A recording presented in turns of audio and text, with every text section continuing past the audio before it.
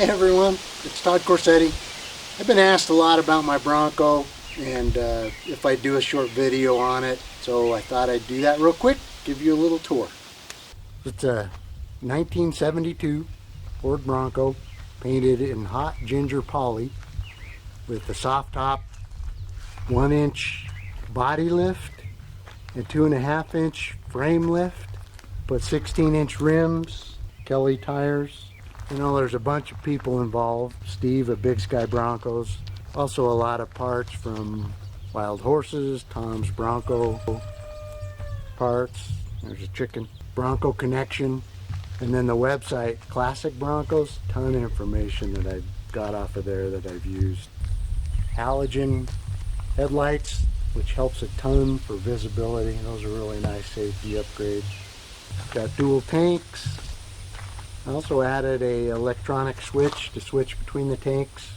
When you put the big tire and rim on, they weigh so much that they can tend to split that seam in the body.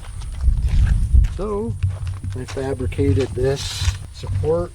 It basically uses the stock bumper bolt tire. Spare tire sits on that. I like the black wheel well moldings. I used to have black screws in there, but I actually did a poll on the Classic Broncos website. People like the chrome screws, and I like that better. So we put new axles on front and rear. So Dana 44 axle in the front with 411 gears and disc brakes and true track. The rear axle is a Ford 9-inch, 411 gears, true track, and drum brakes. For the engine, it's a 302 V8, of course, with electronic ignition. Put power steering, that's really nice. Power brakes off of the vacuum. Upgraded radiator. Big Sky Broncos, Steve put a Syntec wiring harness on it. That's where the manual switch between tanks, and then put the electronic switch up there. Got a Hirsch shifter, but still a 3-speed.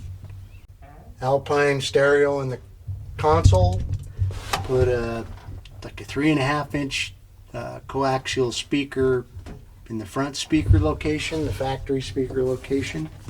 And in the back, they call them party boxes. You can unclip them, put them on the tailgate for a party, put the sound out there. 2 triac speakers, and then a subwoofer underneath the seat. 6-point contact for the roll bar. It's a regular 4-point, and then I got the parts and welded up the frame so it connects to the windshield, back to the roll bar, additional cross member, and contact to the body and the frame. And for added safety, I put a 3-point seat belt that bolts into the roll bar. One of my favorite parts, the upholstery. I bought the upholstery online and then had a local guy put that on. I bought online again some Mustang headrests, and then had a person in town sew the Bronco logo onto it. Tried to use color as best I could to match the exterior color along with the center part of the seats. Added new foam so it's stiff and comfortable. So this is the original seats, and then the Muskie, but they didn't come with a headrest, but the Mustangs did, so I bought online some Mustang headrests, and then you can just bolt them on. So the headrests are adjustable, so that's a nice safety feature too. I added a fire extinguisher to the roll bar, plus that hijack lift, and bolted with some exhaust clamps to the roll bar. There's the hardtop.